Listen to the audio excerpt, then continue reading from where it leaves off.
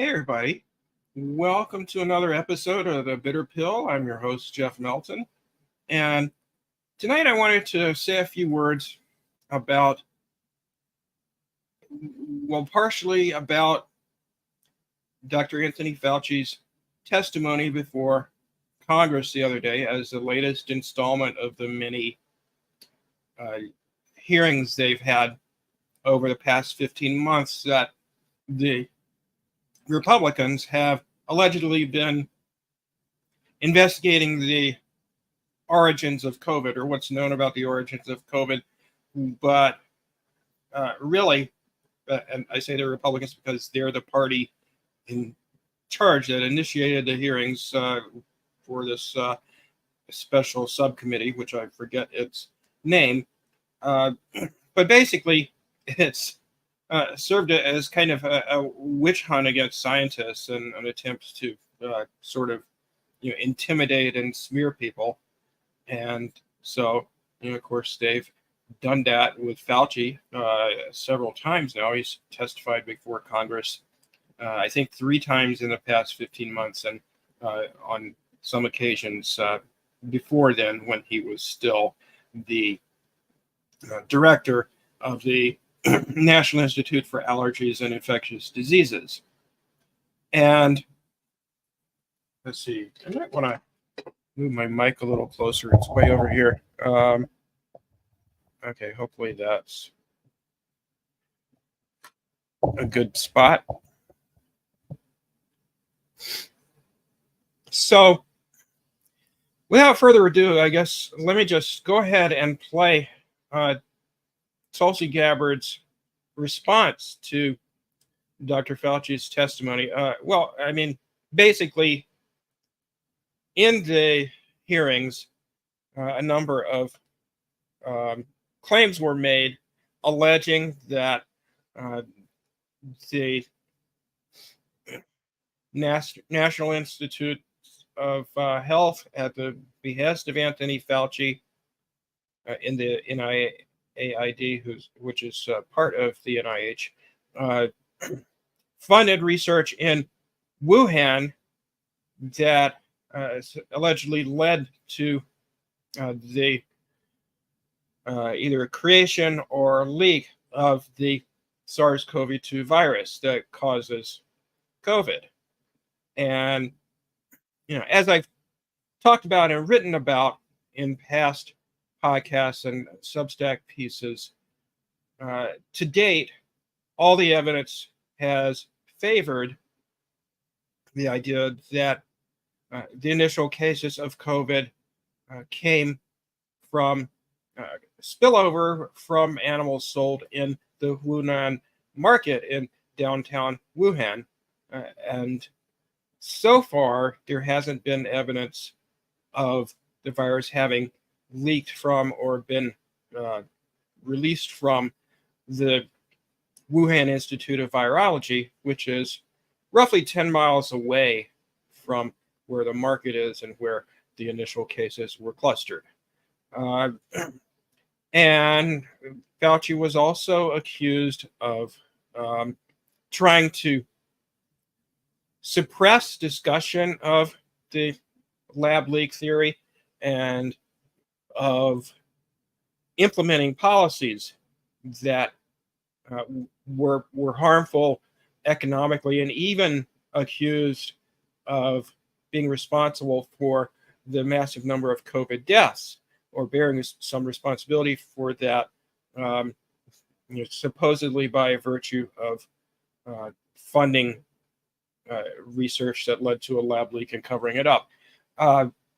Now, it's important to recognize that there's a big difference between where the pandemic came from, or where the virus came from, and the trajectory of the pandemic. They're 2 separate issues.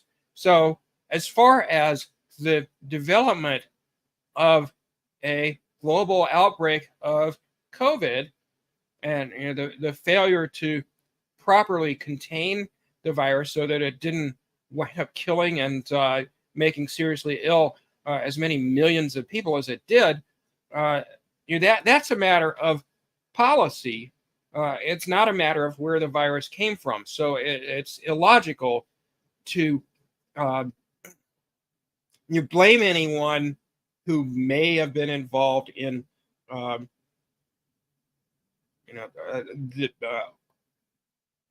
start of the pandemic or this initial outbreak of COVID. It's irrational to blame them for the pandemic because, I mean, the initial outbreak was in China, and look how well China did at containing the COVID virus. They've had very, very few deaths and hospitalizations and so forth relative to the United States. So anyway, let me go ahead and show you what Tulsi Gabbard had to say, and then I'm going to comment on it as I go along. But as you probably know, she was once a member of kind of the progressive wing of the Democratic Party in Congress, where on some issues she was even more liberal than the so-called squad. So none of them were outspoken about the arrest of Julian Assange and calling for his release and saying they shouldn't be imprisoning a journalist and so forth. Tulsi Gabbard is the only Democrat who did. She also was the first member of Congress to introduce a comprehensive bill to combat climate change. A number of other issues that she was pretty good on. But since she's left Congress and taken a job as a commentator for Fox News, like a year ago especially, she's very much moved to the right in a number of respects.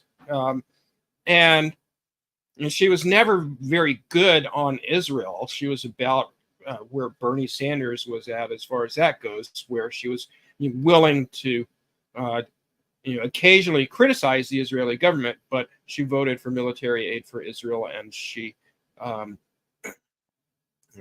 opposed boycott, divestment, sanctions, and so on and so forth. And although she remains good on some issues, so she's still very much against the war in Iraq. This video that I'm about to show you demonstrates how she's totally taken on. I don't know if you could say bought into, but spouted the same talking points as all the COVID conspiracy theorists out there, going all the way back to the Trump administration, which initiated the claim that the COVID virus was leaked from the Wuhan lab. So anyway, let me just go ahead and show you what Tulsi had to say.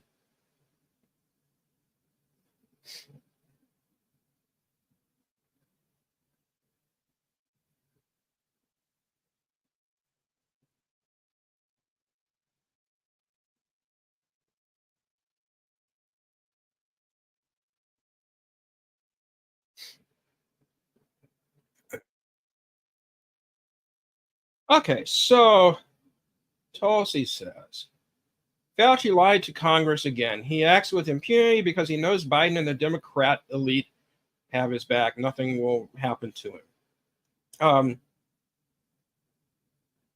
Unless we hold leaders and politicians accountable, they will continue to abuse their power and take away our freedom. On November 5th, we must punish politicians who choose their power over the people and our freedom by voting them out and sending them home. So,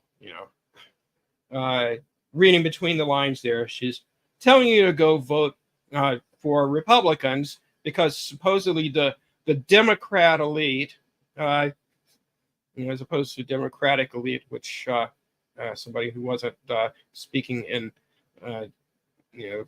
sort of coded language, would say. And so anyway, she's saying, we have to punish the Democrats who are taking away our freedoms. and Fauci is one of the ringleaders of that, supposedly. So let's listen to this little spiel she gives here.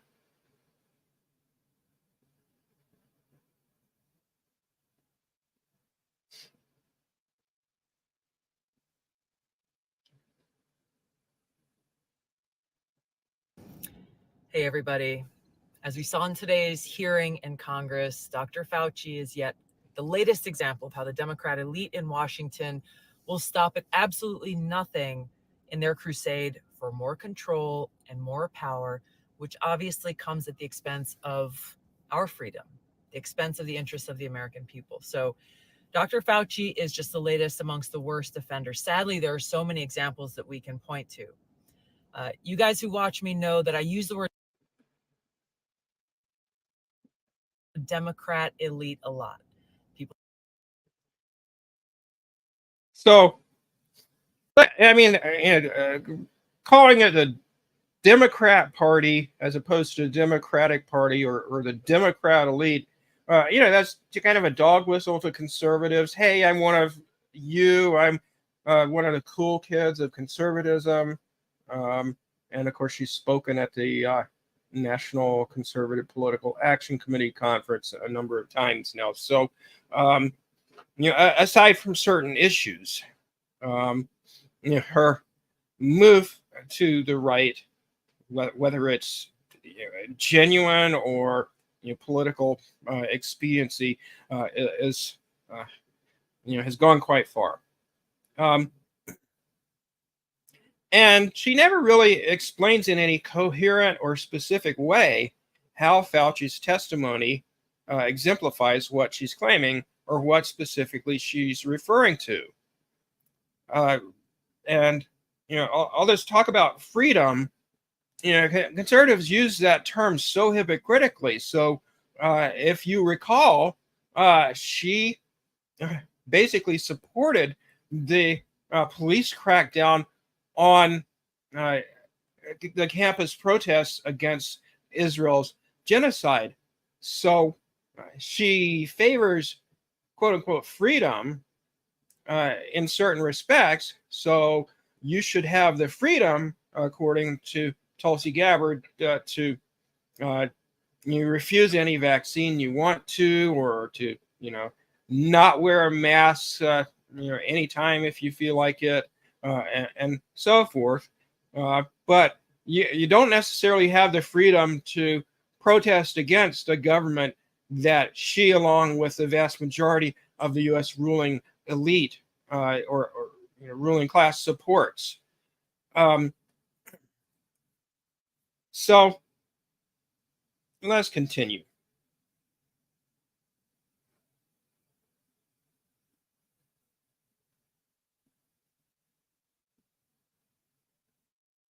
People ask me, who are these Democrat elite that you speak of? Yes, it's people like Joe Biden, people like Hillary Clinton, Nancy Pelosi, and Chuck Schumer. But it's important to recognize that it is also unelected officials. So, of course, all the people she just mentioned are, very much, she's very much in lockstep with on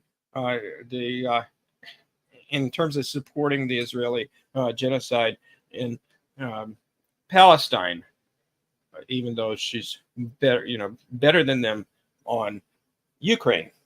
Okay, so now she's going to bring it back to Fauci, who she claims is part of this Democrat elite, who has shown throughout his entire career serving under both Democrat and Republican administrations through his actions that he serves his own interests.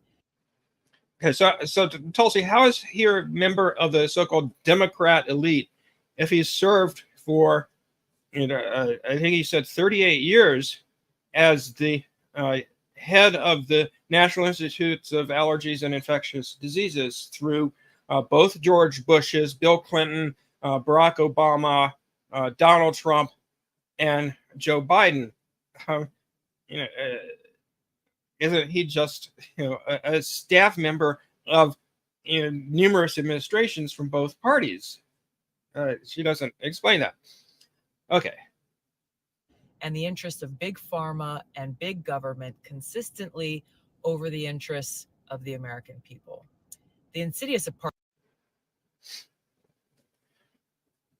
So, I mean, this is just, you know, the same sort of smear campaign, really, that you see anytime the U.S. ruling class is trying to score propaganda points. So, for instance, during the Iraq War, the villain was Saddam Hussein. They had weapons of mass destruction. They were a big threat, and so on and so forth.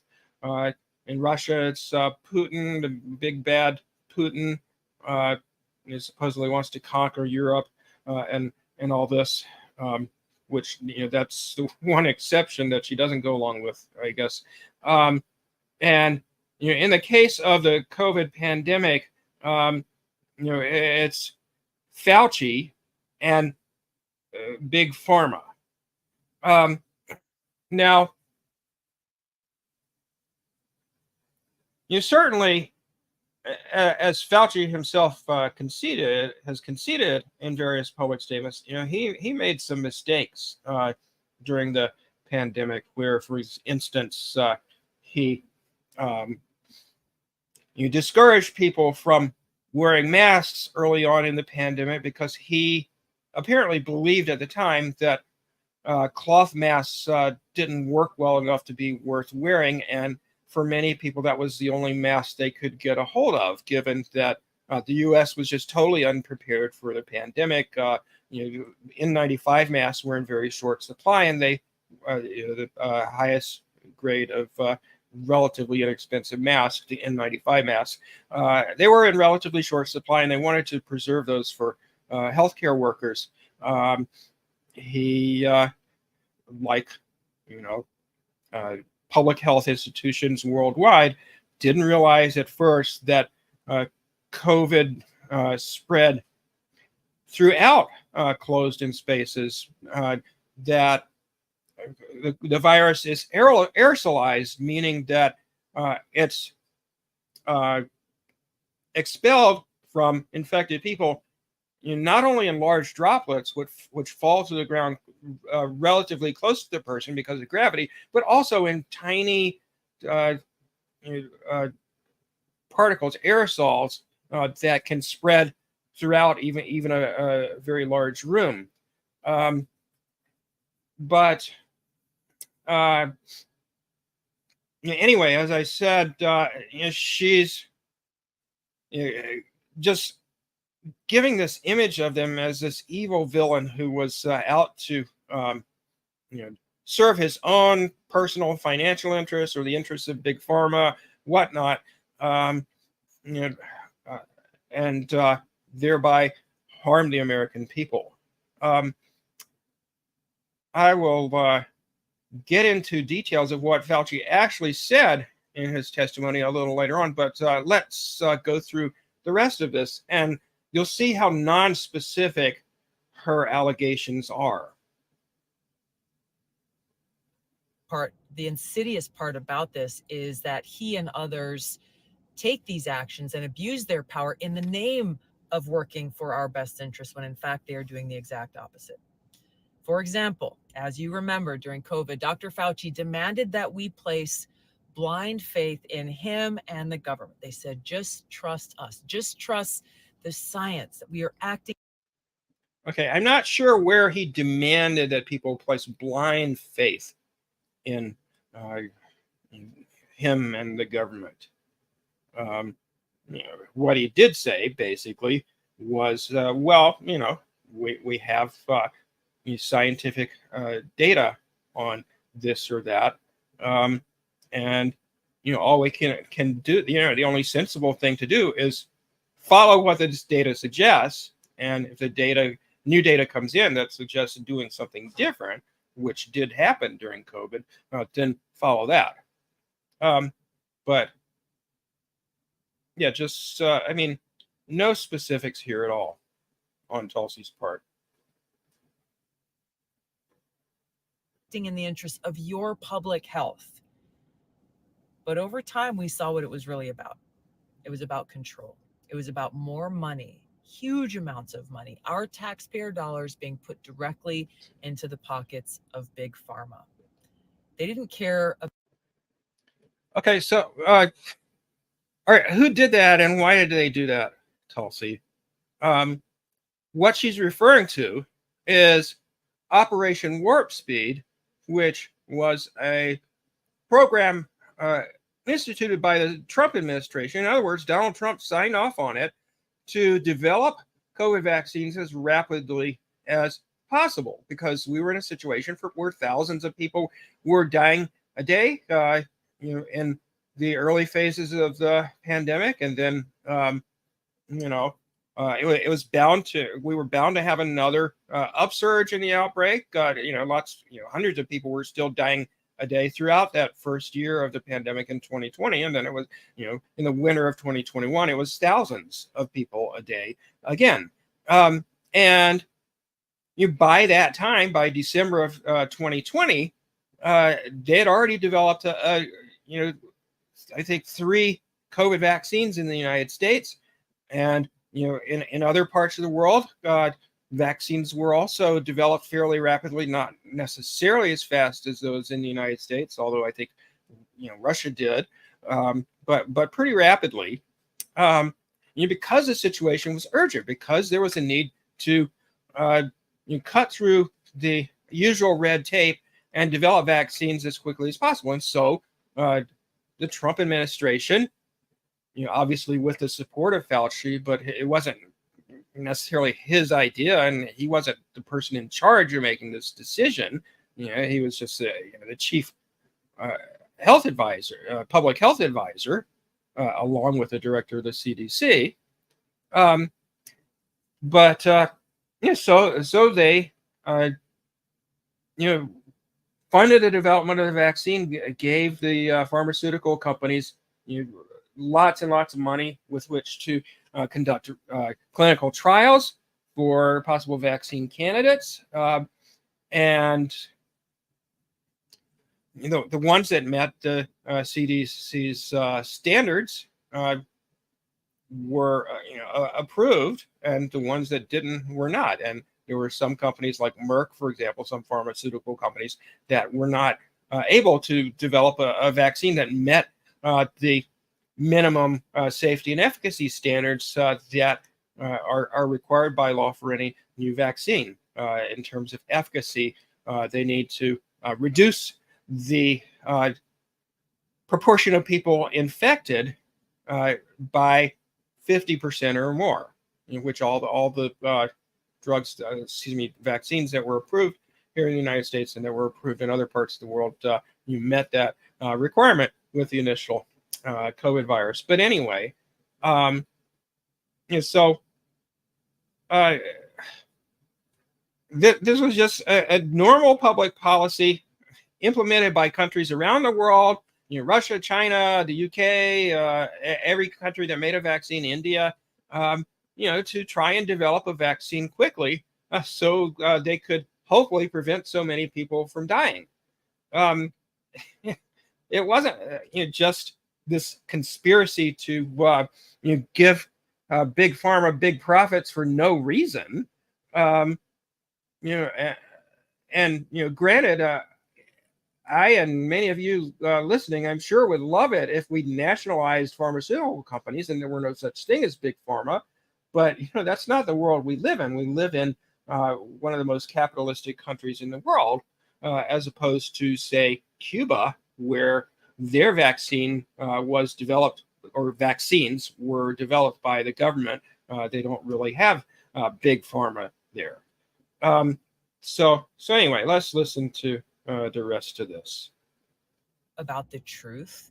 In fact, they outwardly and very brazenly rejected science, rejected the truth, and just labeled their lies as science and the truth. Now we know Fauci. Again, no specifics. There's no details to any of her allegations, no evidence to back it up, nothing. Just all these vague allegations. Has lied to Congress numerous times, including the lie that the National Institute of Health did not and does not perform or fund gain of function research. This is a serious. That's not exactly what he said. What he said was that, according to the definition that's used by regulatory agencies for gain of function research, research that was funded by the NIH for the Wuhan Institute of Virology lab, was not gain of function research. There could have been gain of function research, by which is meant research that results in the enhancement of the functioning, so to speak, of the virus, meaning more infectious or causes more serious disease or something like that. But so far, we don't have any evidence that such research was done in China at the behest of the NIH. And in fact, the chief company, Eco Health Alliance, accused of doing this research, they had their grant cut off, quite a while ago because they didn't file their annual reports on time, or something to that effect. So anyway, this is one of the few times Tulsi makes a specific claim about anything. Serious one, and it's a crime that Democrats have imprisoned Republicans for, lying under oath before Congress. But here's the thing: is Democrats protect their friends who lie before Congress from ever being prosecuted and go after their opponents. We also know now that Fauci's team has been exposed through hearings yesterday and today. They worked behind the scenes to cover up the origins of the COVID outbreak. Fauci knew about it. He was CC'd on those emails. He allowed it to happen and then lied to Congress about it. Fauci confirmed. Okay, so again, Fauci has consistently maintained throughout the pandemic that he doesn't know what the origin of COVID is. He's never ruled out the possibility that there was a lab leak, although he says, and I have done videos and articles on this as well, and lots of scientists who study this have said the evidence at this point overwhelmingly favors origin at the market, spillover from animals, and doesn't support a lab leak. And she's acting like they had proven that there was a lab leak very early on in the pandemic, in like early 2020, and we're covering up that they knew that it was a lab leak. But nobody has ever proven that. So this is just really dishonest. Today that his quote unquote guidance on ensuring that we all have 6 feet of social distancing between us wasn't actually backed up by any science. They just picked this random number out of there. I know if you were like me, when you're.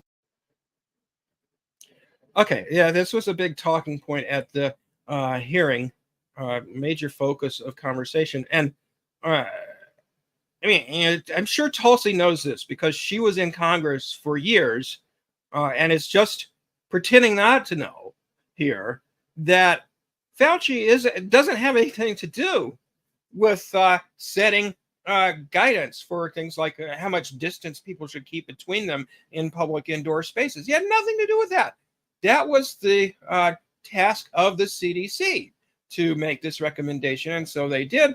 And Fauci was critical of this particular figure being chosen. He said, basically, well, that's better than 3 feet or 2 feet or 1 foot, we assume, because the farther away you get from an infected person, presumably the less likely they are to, spew virus on you or whatever.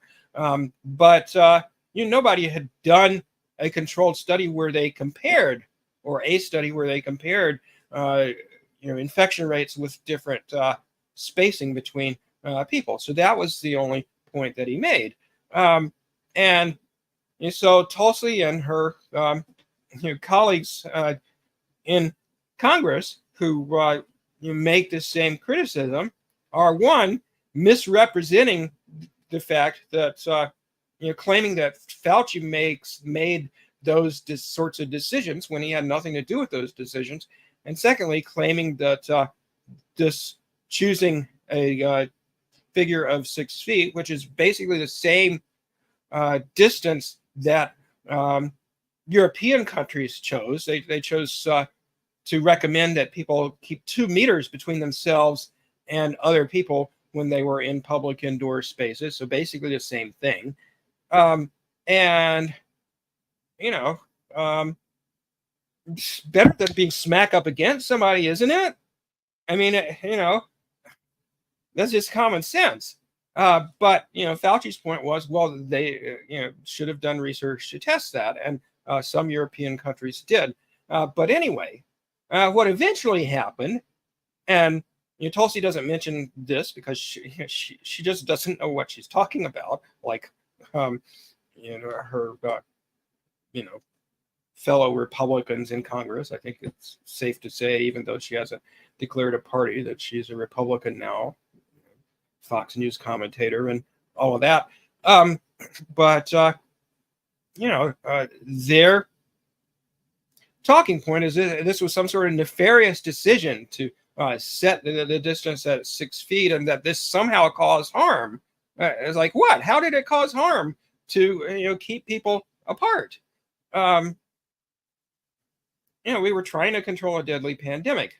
So anyway, as new research came out, public health officials, or some of them anyway, realized and publicly acknowledged that COVID spread at much longer distances, particularly indoors where the air is more stagnant and viruses can stay alive longer.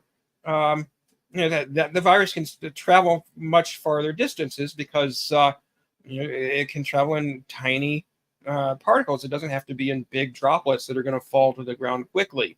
But the fault lies in not acknowledging that it had airborne as well as droplet transmission. It wasn't in choosing a particular distance to tell people to stay apart. You're standing in the airport waiting to board a plane. They're saying 6 feet apart, and then you're crammed together on that plane. It just makes no sense. And we can't forget Dr. Fauci's guidance was used in very serious ways to undermine our freedoms. He stopped us from freely worshiping in church or even outdoor services and drive-through services, while still allowing drive-through fast food restaurants to remain open, while still allowing bars, strip clubs, and liquor stores to remain open. Okay, I assume since she was in Congress, she knows exactly what's wrong with his statement, and she's just lying here because neither Fauci nor anybody in the federal government instituted any of the policies she's talking about, and I'm not aware of any state in the country that allowed strip clubs and liquor stores to remain open, well, meanwhile closing schools and churches and so forth. That's just a crazy made-up claim. But this is decided, policies on what to do if a pandemic strikes, like whether to tell people to stay home or not, whether to close schools or not, whether to close businesses or not, mask mandates, etc. Those are all decisions made by state and local governments. They are not made by the federal government. And she fucking knows this. I guarantee you she knows this. So fuck her for lying.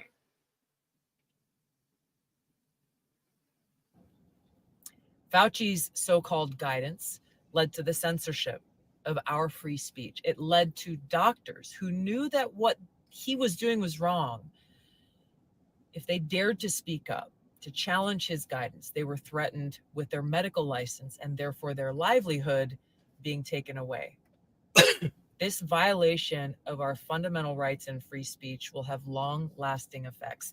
Their demonization of people who questioned or challenged Dr. Fauci and his team's guidance will have long-lasting effects. We've seen it in self-censorship, people afraid to speak up for what they know is true and right.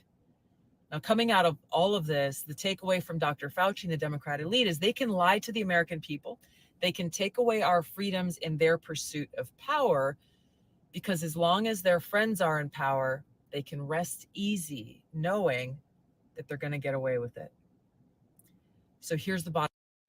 Okay, and again, although certainly he was involved in an advisory capacity, the decisions that were made about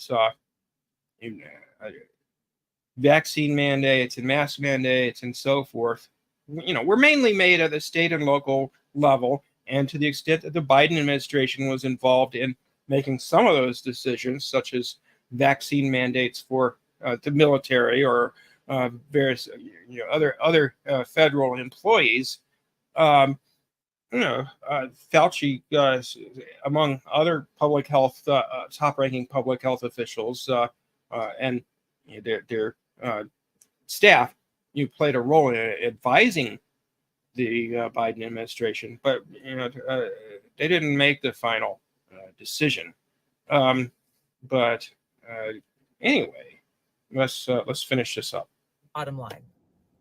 If we, the people, are to have any hope of restoring our freedoms, from stopping this abuse of power and these lies from continuing on over and over, we must urge our congressional leaders to hold Dr. Fauci accountable for his abuse of power and lying to the American people with great negative consequence, and punish his political enablers within the Biden administration and within Congress by sending them home on November 5th, by exercising our right to free speech, and make sure that our voice is heard at the ballot box. Okay, so I forgot to make this point a minute ago. I think I made it already, but basically what's happening here is that Fauci is being made a scapegoat for all the failures of all the real failures of the U.S. government's response to COVID, the economic consequences, the high number of deaths and severe illnesses and so forth, as well as being scapegoated for things that didn't really happen, and like I was saying, it's just like justifying the Iraq War through painting Saddam Hussein as this demon, that everybody can vent their hatred on. And this has real consequences when she or other people say this stuff.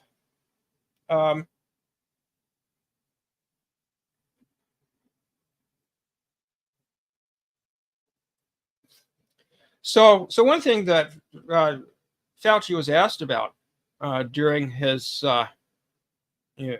testimony before Congress was, what have been the consequences for you and your family of all the vitriol and negative comments that have been made about you?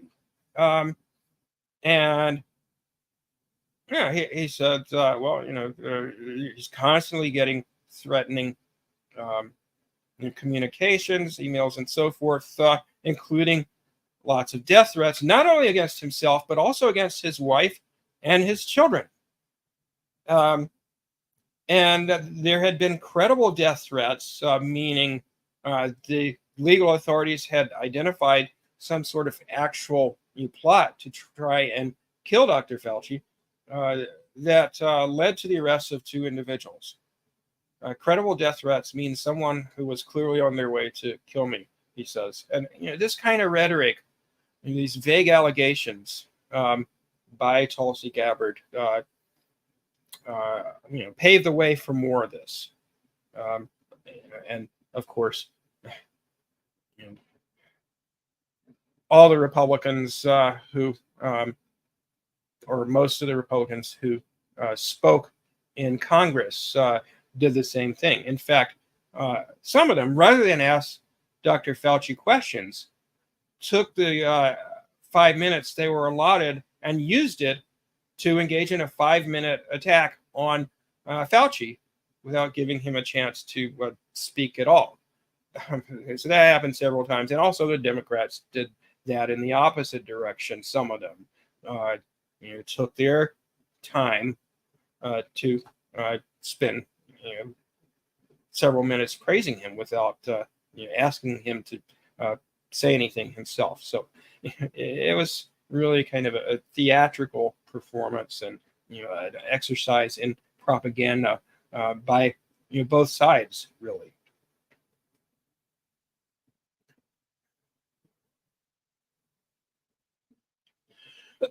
So I'd like to ask Tulsi, if I could, when she talks about how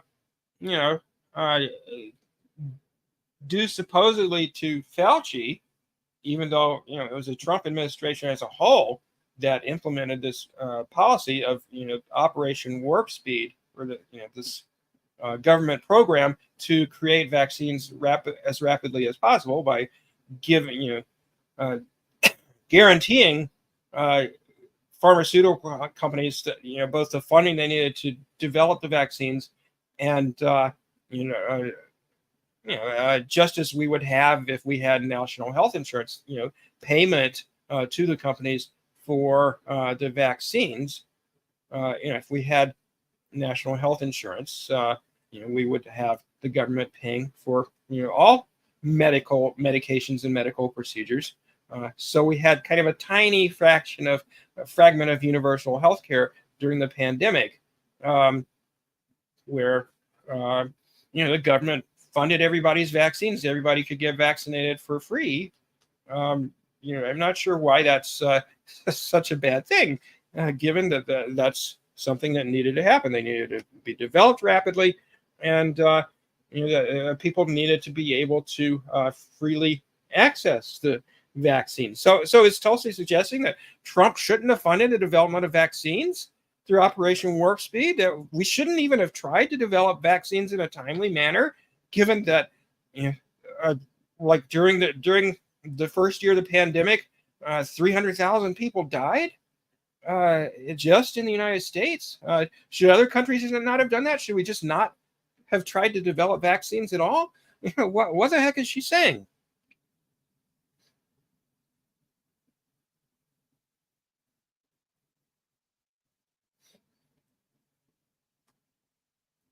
Okay, let me just conclude by talking about some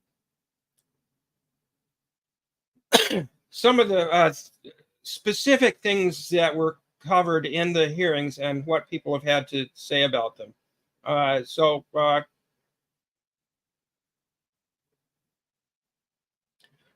Fauci was asked, how much have you earned from royalties from pharma companies since the pandemic began? And Fauci said, zero. As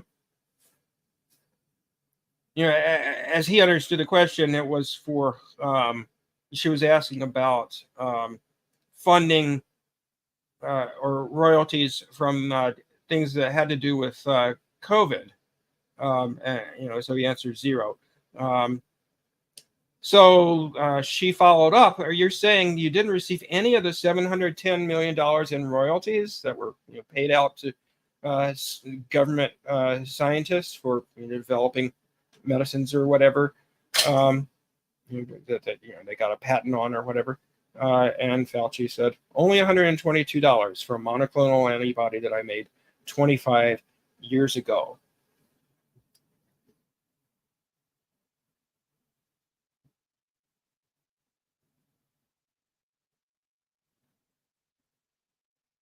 Okay, let's listen to a little clip here from.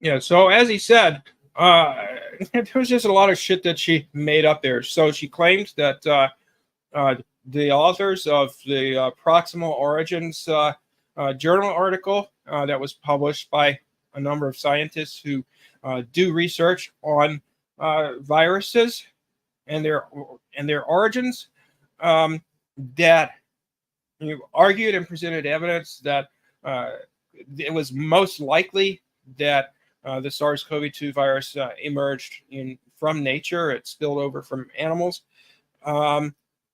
And she alleged that they sent him the paper to edit. Well, that there's no evidence that he edited anything, and there's also no evidence that he ever covered up, consideration of the lab leak theories. Because he has said throughout the pandemic, well, it's a possibility that it leaked from a lab. It's just that the evidence right now seems to favor the alternative that emerged through spillover from animals, at a market in downtown Wuhan. But that doesn't mean that it's not possible that it leaked from the lab. He's been very consistent about that. So, it's crazy for them to accuse him of trying to cover up discussion of the lab leak.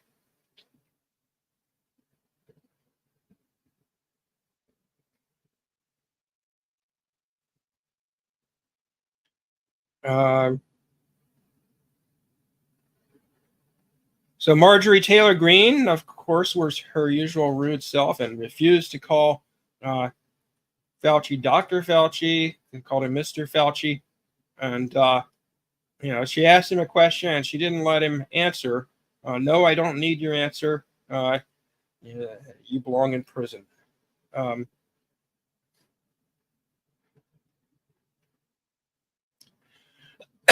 one thing that Fauci talked about was that they didn't know that, nobody knew it was a novel virus, that the SARS-CoV-2 virus could evolve so rapidly. And, there was just one variant after another that progressively became more and more immune evasive, so they could infect people more easily. And both so-called natural immunity, resulting from having been infected with COVID previously, and vaccine-induced immunity to infection or to symptomatic disease, declined both with the time after the vaccine and the evolution of the virus into variants that the original vaccines were not designed for. And so, one thing he pointed out was he compared the COVID virus to the virus that causes measles, and point out that we have lifelong immunity, pretty much, or at least immunity for several decades after we've been vaccinated for measles, because that virus doesn't change very much. It basically remains the same virus. But not so with SARS-CoV-2. And both for that reason and for some other reasons that I'm not really sure I understand the science behind, or I really don't, but I know that it's true that the ability of the vaccines to protect against infection wanes from whatever it starts out as to like half of that or something like that within a few months. It does continue to protect against severe disease and death pretty well, because that's through a different mechanism, a different type of protection provided by the immune system. But the ability to fight off the virus right away and prevent it from reproducing to the extent that you won't develop a symptomatic infection, that declines over the course of a few months with the COVID vaccines. So, any of them, doesn't matter whether they're mRNA vaccines or protein-based vaccines or vaccines developed from killed viruses or whatever. They all do that with the COVID virus. And this has been the source of much confusion and the opportunity for misinformation to the effect that the vaccines just don't work to spread, to go viral, so to speak. And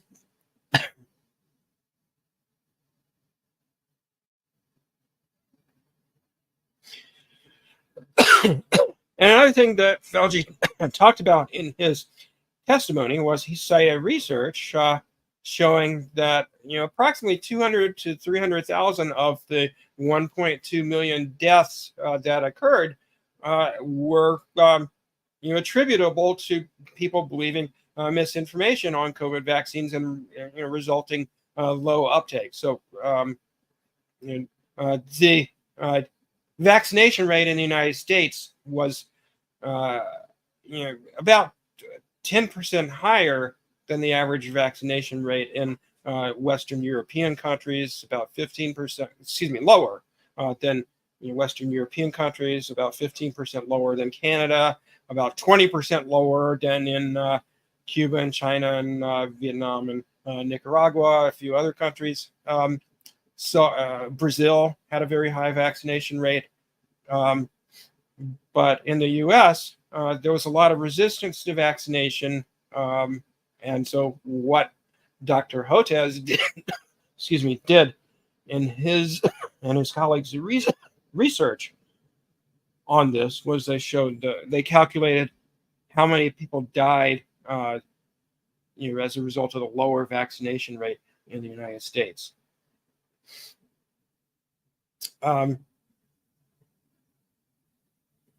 Okay, finally, let me just quickly share the main points of a column in the Los Angeles Times. Anatomy of a Smear, Fauci faces a House GOP's clown show about COVID. So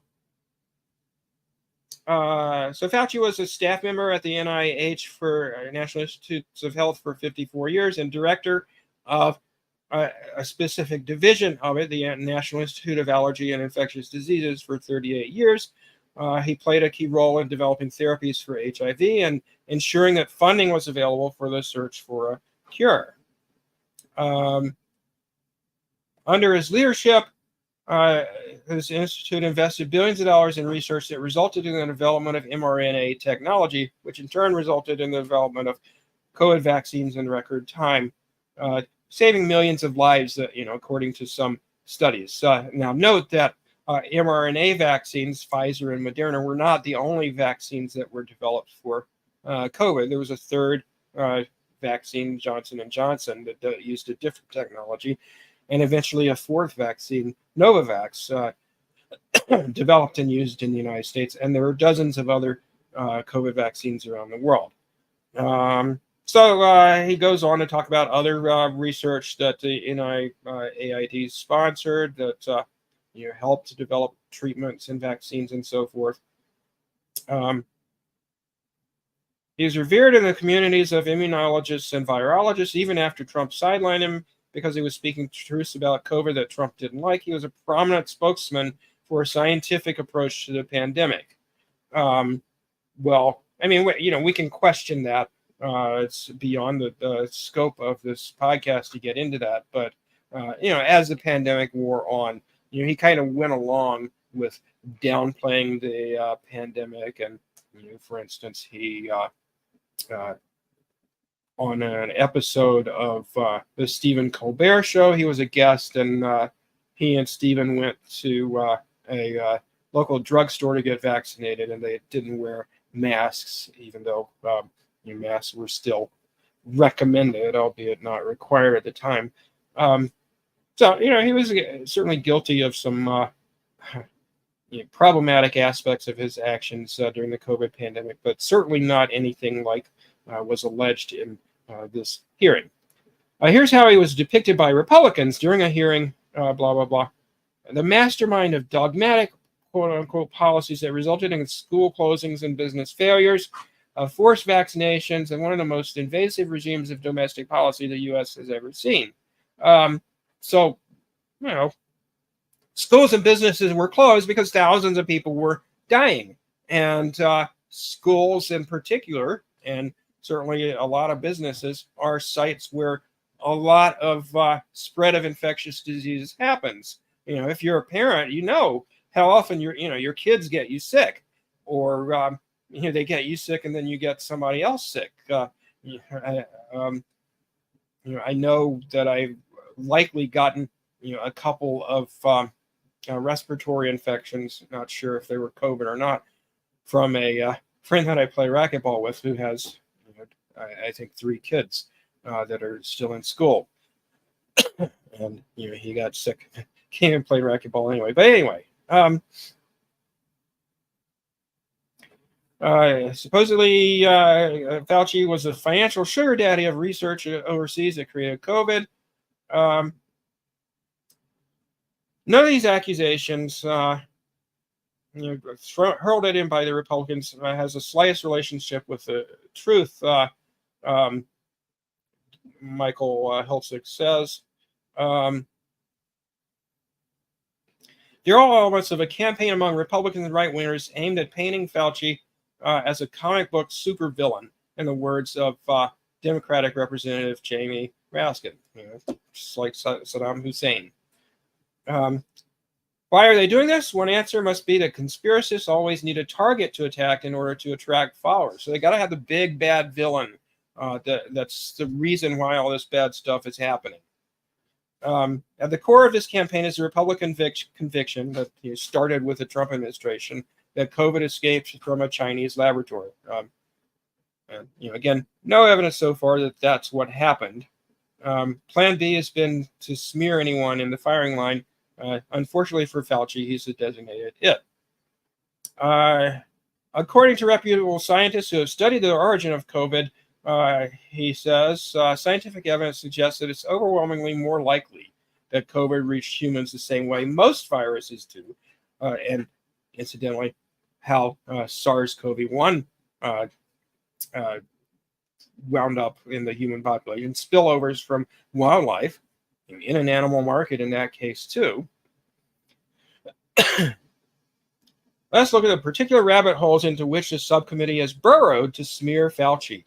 The committee members are fixated on the notion that Fauci suppressed discussion of the possibility of a lab leak. Why would he do that? Representative Ronnie Jackson proposed an answer. It's obvious to everyone, he said, that you and your organization, NIH, had a lot to lose if the American people were to discover that COVID-19 most likely leaked from a lab in Wuhan, China, that you actually funded this research. The problem there is that, first, Fauci has, to this day, stated that he is open-minded about the origin of the pandemic, as I said. More to the point, documentary evidence in the subcommittee's possession shows that in the early days of the pandemic, January and February 2020, when scientists saw features of the virus that they didn't recognize as coming from nature, he urged them by email to report their concerns, if validated, to the appropriate authorities, meaning the FBI in the US and MI5 in Britain. It is inconceivable, Fauci said in his opening statement to the committee, that anyone who reads this email could conclude that I was trying to cover up the possibility of a lab leak. I was advocating for a prompt and thorough examination of the data and a totally transparent process. As it happened, he continues, further scientific scrutiny convinced the scientists that Fauci had corresponded with initially and authored the Proximal Origins paper, that any type of laboratory-based scenario was not plausible, as he reported in that paper published in 2020. They didn't say it was impossible. They said that based on the evidence that they had at the time, it wasn't likely, it wasn't plausible, and evidence accumulated over the following years that increasingly suggested the plausibility of a spillover from nature, and didn't support the plausibility of a lab leak.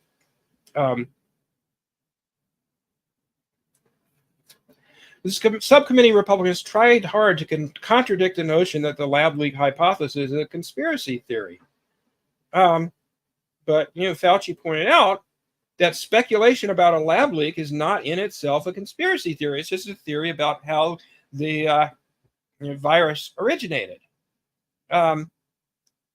What is a conspiracy theory, he said, is the kind of distortions of that particular subject. Like it was a lab leak and I was parachuted into the CIA like Jason Bourne and told the CIA that they should really not be talking about a lab leak. He said, that's a conspiracy. He was referring to a ludicrous accusation published in September by none other than Representative Westrup, the chairman of this committee. So I think I've already talked about how they kept harping on supposed funding of gain-of-function research by the NIAID. And according to the NIH, the work that NIAID funded in China did not fall into the category of gain-of-function research. But I mean, even if they had done such research, crucially, Fauci pointed out, as far as anybody is aware, there were no viruses in the Wuhan lab that could possibly have been, evolutionarily the precursors of the SARS-CoV-2 virus. They didn't have viruses in their possession that anybody knew of, and they're typically scientists are pretty open about that sort of thing. That could have led to SARS-CoV-2. So certainly it's possible that they somehow wound up with the actual virus in the lab. But to date, there's no evidence that that's the case. So you've got to have, in order to use gain-of-function research to produce a virus like SARS-CoV-2, you have to have viruses that are genetically very closely related to it. And as far as anybody knows, they didn't.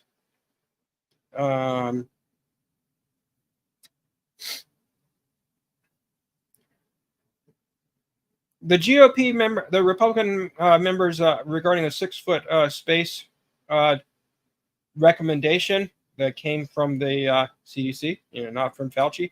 The Republican members maintain that no scientific research validates the 6-foot standard and cited a 2020 peer-reviewed paper as confirmation.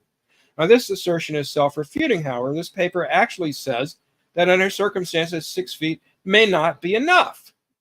When Fauci was asked about the issue in January, one of the previous occasions when he testified before Congress, he explained that coughing, sneezing, wind, and other conditions could play into the efficacy of social distancing at any distance.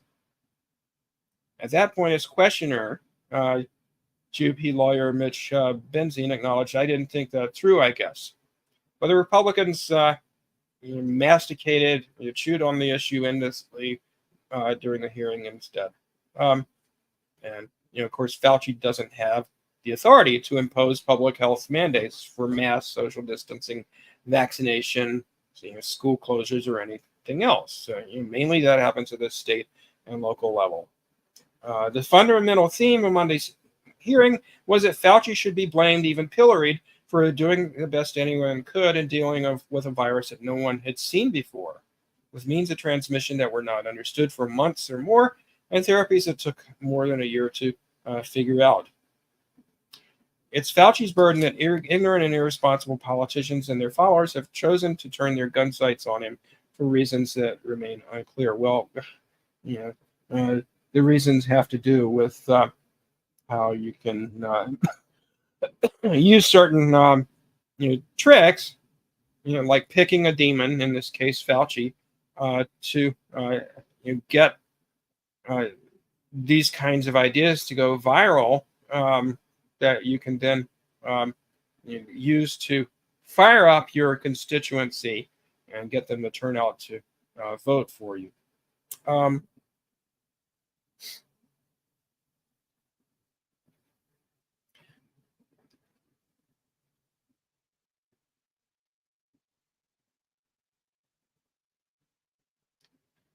finally, in January, during the 2-day hearing where Fauci testified privately, the transcript recently released, Representative Michael Cloud, Republican from Texas, tweeted, "While many lost their loved ones, their business and livelihoods, Dr. Fauci made millions and enjoyed the media spotlight. It was his most successful year." Monday, I asked Cloud if he still believed that. He replied, "100% stand by this tweet." And so, Fauci, on the other hand, said that 2020 was one of the worst years of my life because he became the villain number one of the extremists in the population. He got all those death threats. And so then recently he was shown the tweet, and he asked, "A congressman tweeted that?" And he was told, "Yeah." And he replied, "Jesus." So just shocking, the level of vilification that he has been exposed to, with no evidence. And in the case of that clip I showed you of Tulsi Gabbard, hardly any specific claims at all. There's all these generalities. He's responsible for everything bad that happened during COVID. Well, I know that's not exactly what she said, but that's kind of the gist of it. And it's just irresponsible because, every time these smear campaigns go on, people who are the targets of them get threats.